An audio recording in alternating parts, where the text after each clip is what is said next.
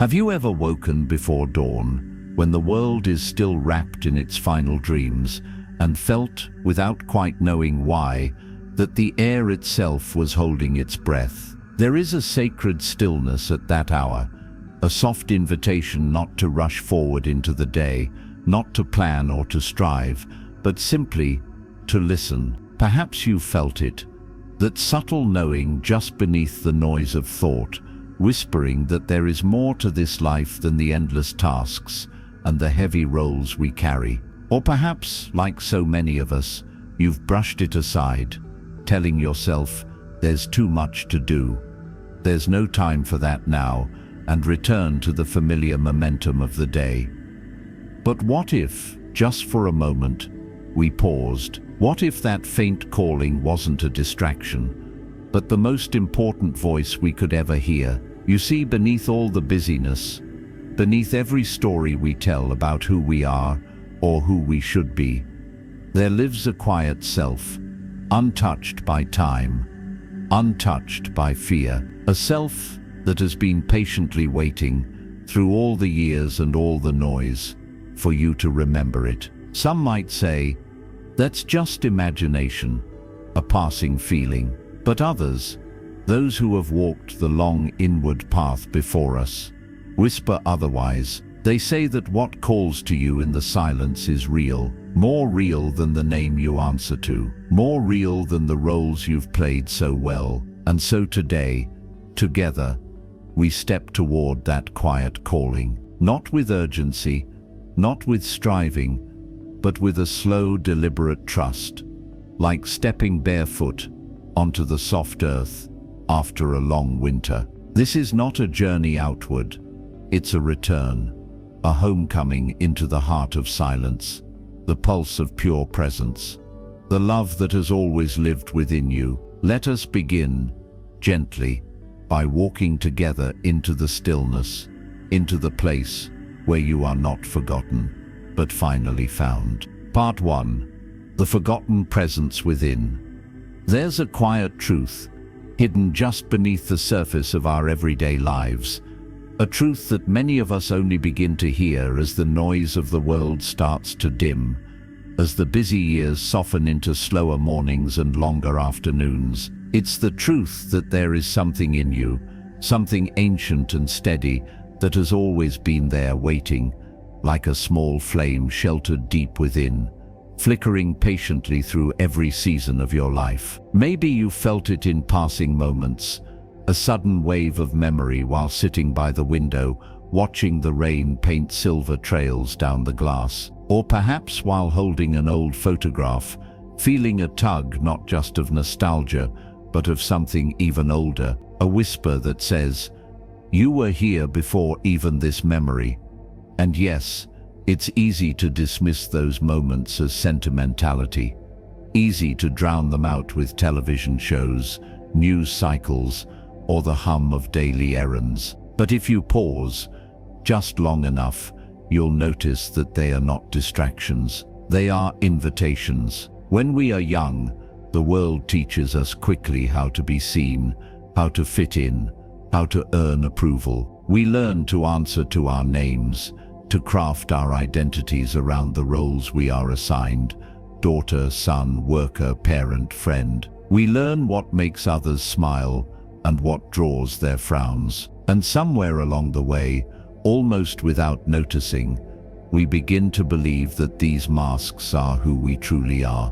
But underneath all of that, beneath every title, every achievement, every stumble and triumph, something remains untouched. A presence, a being, not the self that scrolls through news feeds or checks off to-do lists, but the one who dreams without words, who aches without explanation, who remembers without needing a story. This is the self that watched with wide, wondering eyes when you first learned to walk. The same self who stood quietly inside you during heartbreak, during loss, during the quiet victories no one else even noticed. There's a beautiful story that comes from an old Buddhist tradition. It speaks of a magnificent golden Buddha that once stood in a temple in Thailand, gleaming in the sunlight. Over the centuries, during times of war and invasion, monks feared it would be stolen or destroyed, so they covered it with layers of clay and plaster, disguising its brilliance beneath a plain, unremarkable shell. For generations, people believed the statue was merely ordinary stone. It wasn't until one day when a crack appeared in the surface that someone noticed the light glinting through. Only then did they realize that underneath the rough, forgotten exterior, the true treasure had never been lost. It had only been hidden. In so many ways, we are like that statue. Life, with all its demands and heartbreaks, coats us in layers of protection, of performance, of forgetting. We learn to survive, to manage, to carry on. But beneath all of it, our golden essence remains, unbroken, waiting for a crack in the noise, a break in the story, a tender moment when we finally look inward and remember. And yet, in a culture that prizes busyness and distraction, remembering that golden self can feel almost rebellious. It takes courage to stop moving, to stop performing, to sit quietly with yourself and listen for what has never changed. It takes trust to believe that even when the surface of your life has been shaped by years of effort, by pain, by duty, the truest part of you remains whole, untouched by the tides of time. As we begin this journey inward, let us honor the quiet truth that has always lived within us. Let us listen not with judgment, but with gentle curiosity. Let us turn not away from what we find, but toward it, knowing that what waits for us in the silence is not emptiness, but the most enduring, loving part of ourselves. Because, dear one, the self you have been looking for has not been lost. It has only been waiting, patient, steadfast, like a lantern flickering through every night of your life, waiting for you to remember how to come home. Part 2. The Sacred Power of Solitude. There is a kind of aloneness that feels empty, heavy, almost suffocating. The loneliness we sometimes feel even in a crowded room, the ache of absence when someone we love drifts away. But there is another kind of solitude, softer and deeper, that does not come to wound us but to heal. This solitude is not loneliness at all.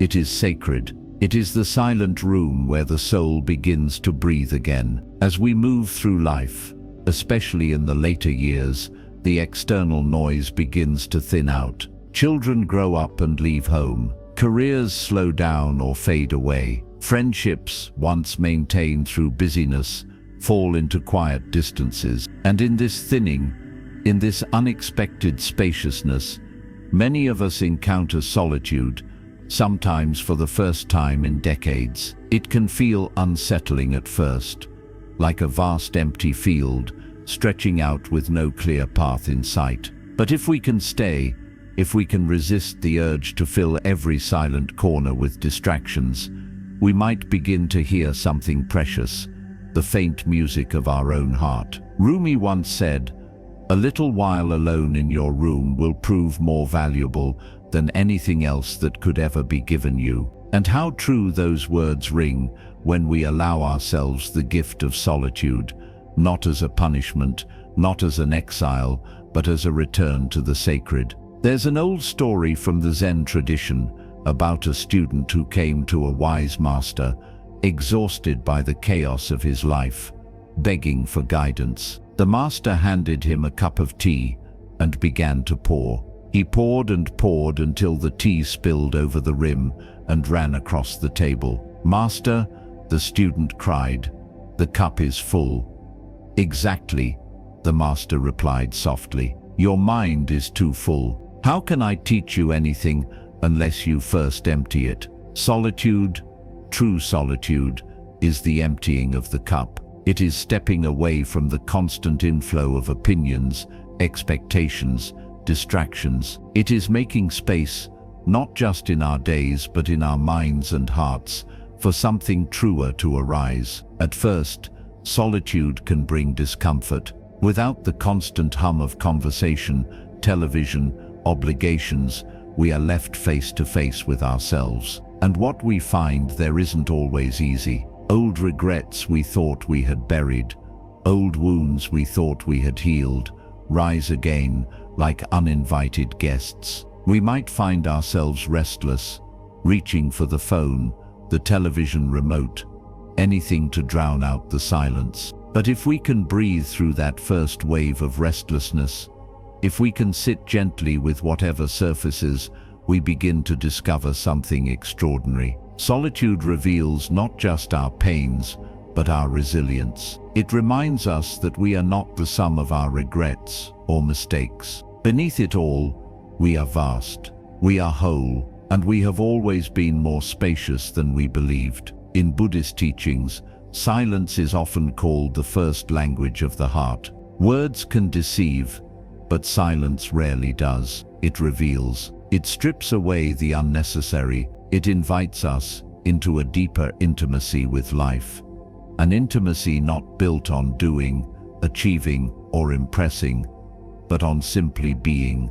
Picture, if you will, a small pond hidden deep in a forest. When the winds are strong and the rains are heavy, the surface of the pond churns, reflecting nothing clearly. But when the winds die down, when the storms move on, the water stills, and in that stillness, it becomes a perfect mirror, reflecting the sky, the trees, the stars. Our hearts are just the same. In the stillness of solitude, the turbulence inside us begins to settle, and as it settles, we can finally see clearly, not only the world around us, but the truth within us. So let us not fear solitude.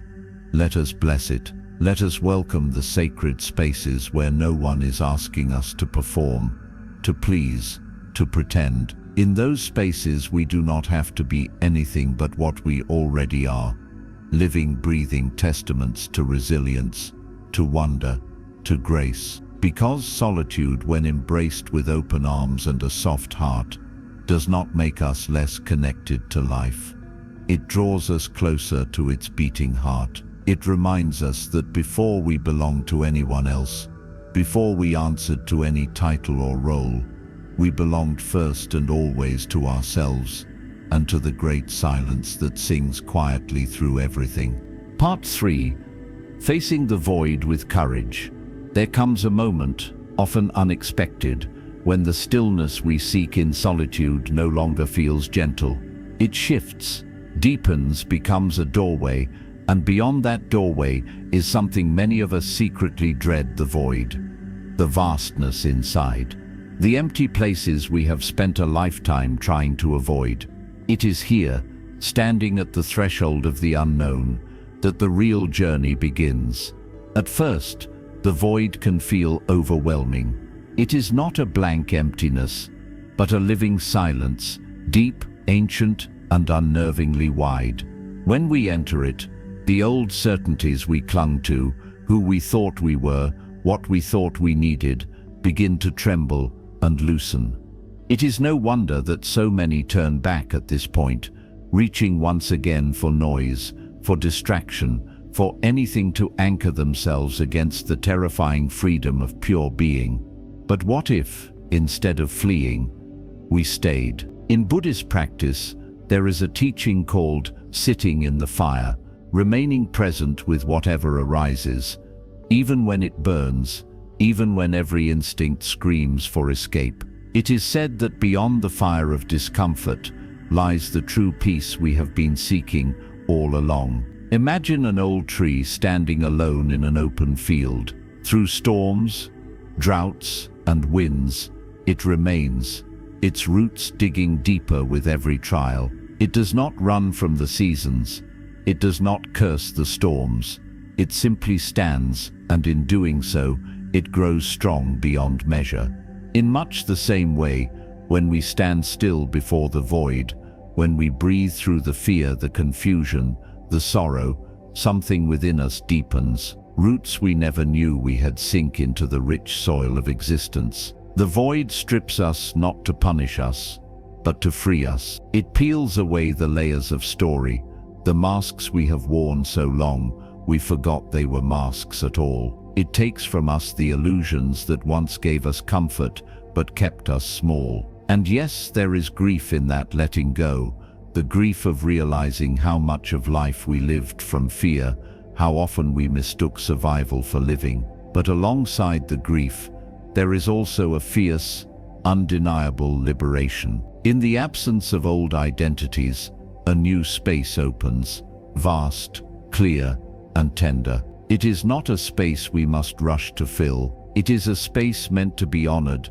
to be entered with reverence. It is in this openness that true transformation begins. Rumi understood this. He did not fear the void, he danced into it. He wrote, "Don't run away from the grief, O soul. Look for the remedy inside the pain, because the rose came from the thorn, and the ruby came from a stone." These words remind us that within the very heart of emptiness, treasures are hidden, gifts that cannot be found by running, only by staying. There is a story told among the desert mystics of a traveler who sought wisdom in the endless dunes. For days he wandered, his skin cracked by sun and sand, thirst gnawing at his strength. One evening, he stumbled upon an ancient well, but when he peered inside, he found no water, only darkness. In despair he cried out, ready to abandon his quest. Yet something in him whispered to wait. As night deepened and stars bloomed overhead, his eyes slowly adjusted, and he realized the well was not empty. Far below, so deep he had to lean dangerously close, shimmered a hidden pool of water, pure and clear. It had been there all along, unseen by eyes too hurried, too fearful to see. The void is much the same. At first glance, it seems barren. But if we stay, if we soften our gaze, if we surrender our expectations, we begin to glimpse the life hidden within it. We begin to feel, not as an idea, but as a living truth, that emptiness is not the absence of life. It is the space where life can finally breathe freely. And so, when the silence grows vast, when the self you thought you were begins to dissolve, do not turn away. Breathe, trust, stay, for on the other side of the void is not more emptiness, but a presence so whole, so alive, that you will wonder how you ever mistook the noise for life. This is the heart of courage, not the absence of fear, but the willingness to walk forward anyway, into the unknown, into the dark, trusting that what waits for you is not destruction, but rebirth. Part 4. Awakening to Presence. After the unraveling, after the long quiet wrestling in the void, something begins to stir. Not loud, not dramatic, but so tender and steady that it almost escapes notice. It is presence. Not presence as a concept or a goal to achieve, but presence as a living, breathing reality. It arises not because we have conquered our fears or mastered some sacred art, but because we have finally made enough space within ourselves for it to emerge. Presence is the quiet awareness that remains when striving falls away. It is the feeling of sitting by a window and realizing you are not thinking about yesterday, nor worrying about tomorrow. You are simply watching the light shift across the floor, and for once that is enough. It is the warmth of your own breath moving in and out, the weight of your own body resting gently against the chair. It is the small, miraculous realization that life is happening right here, right now, and that you are not separate from it. You are woven into it, breath by breath, heartbeat by heartbeat. Too often we are taught to believe that life is something we must chase, that happiness lies somewhere in the future, waiting at the end of some long checklist of accomplishments. But presence shows us a different truth. Life is not ahead of us. It is around us, within us, unfolding endlessly in every small sacred moment. In the Buddhist tradition, there is a phrase, chop wood, carry water. It reminds us that enlightenment is not about escaping daily life, but about entering it more fully, washing the dishes, folding the laundry, tending the garden. When done with presence, these simple acts become prayers. They become doorways into the sacredness of the ordinary. There is a story told of a wandering monk who once visited a remote village. The villagers, eager to meet a holy man, gathered around him, asking for teachings, for wisdom, for miracles. The monk simply smiled and said, "Watch me drink this cup of tea." Confused, they watched as he lifted the cup slowly, feeling its warmth, breathing in its aroma, and finally sipping it with full attention, full gratitude. In that small, seemingly ordinary act, he revealed everything they had asked for. Presence is like that. It asks nothing extravagant of us. It does not demand grand gestures or perfect silence. It asks only that we be here, really here, with whatever life is offering, the good, the painful, the breathtakingly ordinary. And as we awaken to presence, we begin to notice how much we have missed while chasing bigger dreams. The way the light dances on a loved one's hair, the way an old song stirs forgotten memories, the deep, abiding sweetness of a simple moment, shared in silence. In presence, we rediscover wonder, not the wide-eyed wonder of childhood alone, but a seasoned wonder, the kind that knows sorrow and still chooses to marvel, the kind that has walked through storms and yet can still find beauty in a single falling leaf. We also begin to recognize how often we leave ourselves, how easily fear pulls us into imagined futures, how often regret chains us to the past. Presence is not about denying the past or pretending the future does not exist. It is about remembering that life only ever happens now, and in this now, we are whole. Perhaps the most tender truth presence reveals is this: there is nothing wrong with you, there is nothing missing from you. In this very moment, without fixing or improving or achieving anything at all, you are already enough. You have always been enough. The old teachings say, the flower does not bloom for approval. It simply blooms because it is its nature to do so. In presence, we remember that we too are flowers, meant not to perform or impress, but simply to live, to be, to breathe. And so, let us not rush past this gift. Let us not overlook the miracle we are already living. Let us together soften our gaze, loosen our grip, and lean gently into this breath, this heartbeat, this sacred now, because here, right here, in the quiet unfolding of presence, life is not something we chase or conquer. It is something we awaken into, and in awakening, we remember we have always been home. Part 5. Meeting the Beloved Within. There comes a moment on this quiet inward path when the air shifts again, almost imperceptibly, like a warm breeze threading through tall grasses. It is the moment when presence, so tender and vast, begins to deepen even further, and what was once experienced as simple awareness now begins to glow with something even more intimate, more breathtaking: love. Not the fleeting, conditional love we so often chase in the outside world, with its hidden contracts and fragile promises. No, this love rises from within, without needing permission, without needing to be earned. It is the love the mystics called the Beloved, a presence so complete, so radiant, it feels almost too vast to contain. In the teachings of Rumi, the Beloved was not a person, not even an idea. It was the living, breathing soul of life itself, hidden beneath every sorrow, every longing, every heartbeat. It is the face we were always seeking in others, not knowing it was quietly reflected within ourselves all along. You may not recognize the moment it first appears. It might slip in during a quiet afternoon, when you're sipping tea and the sun spills across your hands, just so. Or it might tremble awake in the stillness of a sleepless night, when the ache you thought would undo you softens into an unexpected sweetness, not because anything has changed, but because you have. There is a story, ancient and simple, about a traveler who wandered for years, seeking a temple said to house the face of the divine.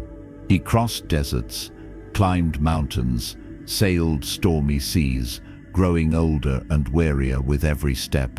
Finally, he reached the temple doors, trembling with anticipation. But when he entered, he found no statues, no paintings, no sacred relics, only a single, vast mirror. And as he looked into it, weary and weathered, he saw the divine staring back at him, not outside him, but through him, as him. The beloved is like that. It is not found by adding something new to ourselves. It is uncovered when everything false falls away. It was never absent, only hidden, beneath the armor we thought we needed to survive.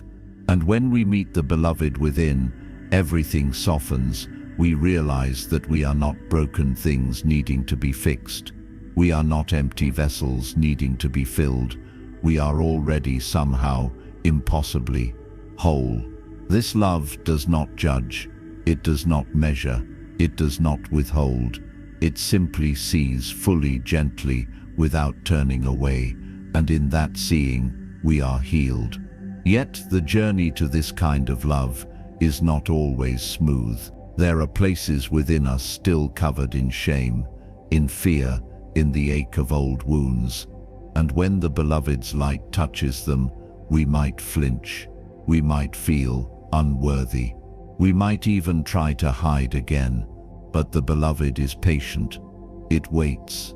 It knows that even our resistance is part of the dance, part of the tender unfolding of a heart learning, slowly, to trust again. Rumi once wrote, "Your task is not to seek for love, but merely to seek and find all the barriers within yourself that you have built against it." How true those words ring, especially for those of us who have lived long enough to know that life does not always keep its promises, that hearts break, that dreams sometimes shatter. Yet here, within the sacred temple of presence, love remains, not untouched by pain, but expanded by it. And so, we are invited, gently, without pressure, to begin again. To open, just a little, to the possibility that we are already loved, already worthy, already enough. Not because of anything we have done, but because of who we are, who we have always been. The beloved asks no great sacrifices of us. It asks only this: to be real, to be here, to be willing to let ourselves be seen, even by our own eyes, with tenderness. And when we do, oh, when we do, the loneliness we carried so long begins to melt. Not because the world outside changes, but because the world inside does. We begin to walk a little lighter. We begin to breathe a little deeper. We begin to remember that we were never truly alone, not for a single step. The beloved has been with us all along, watching, waiting, loving us through every misstep, every heartbreak, every moment of forgetting. Now, at last, we are ready to remember. Part 6. Living as love in an aging world. When we finally touch the beloved within, when love ceases to be something we chase and becomes something we remember, a quiet transformation begins to take place. It is not dramatic. It does not come with trumpets or grand declarations.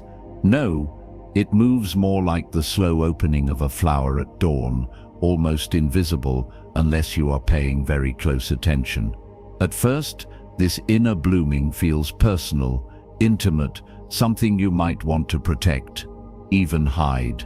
But soon, like a river that can no longer be contained by its banks, love begins to overflow. It wants to move outward into the world, not in grand gestures or sweeping speeches, but in the small sacred acts of daily living.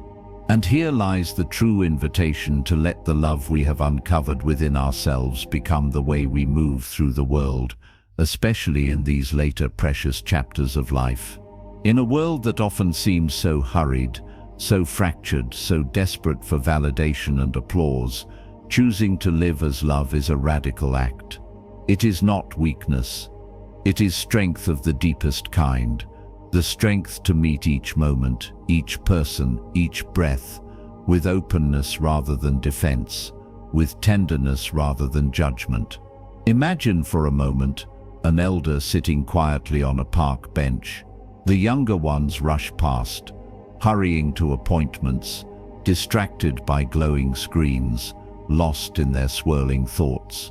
And yet, the elder simply sits, eyes soft, breath steady, presence full. In their stillness, they hold a kind of invisible anchor, a quiet reminder that life is not measured by the speed at which we move, but by the depth with which we are willing to meet it. This is what it means to live as love, to become that steady presence in a world spinning too fast, to listen more than we speak, to offer a smile without demanding one in return, to touch the lives around us, not by trying to fix or save them, but by seeing them, truly seeing them, with the eyes of the beloved. There is a Buddhist teaching that says, when the mind is pure, the joy follows like a shadow that never leaves. When we live from love, when we carry the soft, steady light we found in solitude into the crowded, messy, beautiful world, we become that kind of shadow, an unseen blessing, a quiet balm. But make no mistake, living as love does not mean ignoring pain or pretending life is only sweet. It means holding both the sweetness and the sorrow in our hands without needing to push either away. It means knowing that even in the midst of grief, of injustice, of uncertainty, love remains, not because the world is perfect, but because we choose to show up anyway. There's a story told about an old woman in a small village who every morning would sweep the dirt path outside her home. One day, a traveler asked her why she bothered. After all, dust would cover the path again by noon. She simply smiled and said, "I do not sweep to keep the path clean. I sweep to keep my heart clear." Living as love is like that. It's not about changing the world all at once. It's about tending our own small corner of it, again and again, with care, with reverence, with presence, especially as we grow older, as the urgency of proving ourselves fades, and the deeper urgencies of meaning and connection rise to the surface. We are given a profound gift, the chance to live not for ambition, not for appearance, but for love itself. To become, in our very being, a quiet shelter in a stormy world. And it is in these quiet acts, a hand extended, a word of kindness offered without agenda, a gaze that lingers long enough to say, "I see you," that we not only honor the beloved within ourselves, but help others remember the beloved within them. So let us walk through the world with open hands and open hearts. Let us be the ones who soften the sharp edges, who slow down enough to notice the light shifting through the trees, who bless the ordinary moments simply by being fully present within them.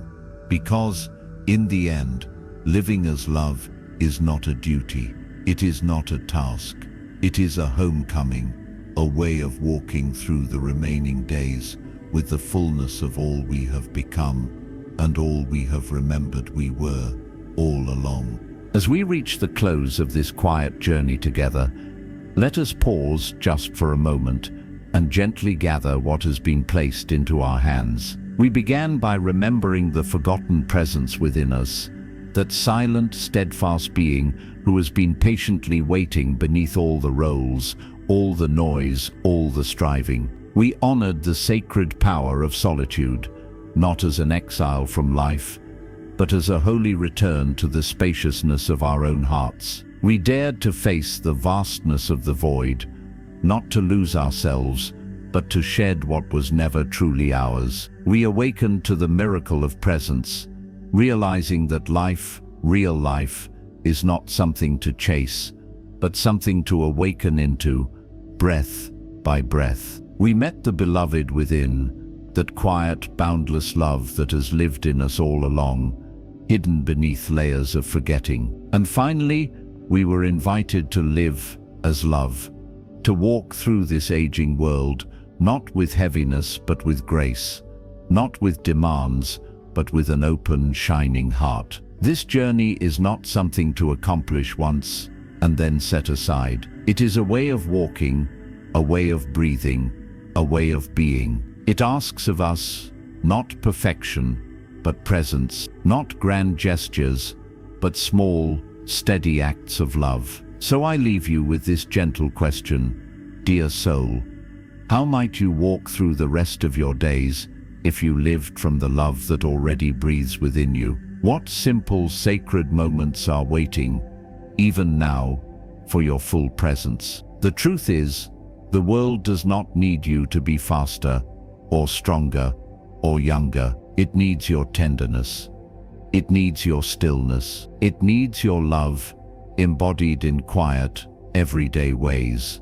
A smile, a listening ear, a hand held without expectation. And remember, the journey inward is never wasted. Every step you take into your own soul becomes a lantern, not just for you, but for all those who walk near you. If today's reflection has touched something quiet and true inside you, I warmly invite you to stay connected with us here at Quiet Wisdom. Please consider subscribing to the channel, so together we can continue walking this beautiful path of remembering, presence, and awakening, one step, one breath, one moment at a time.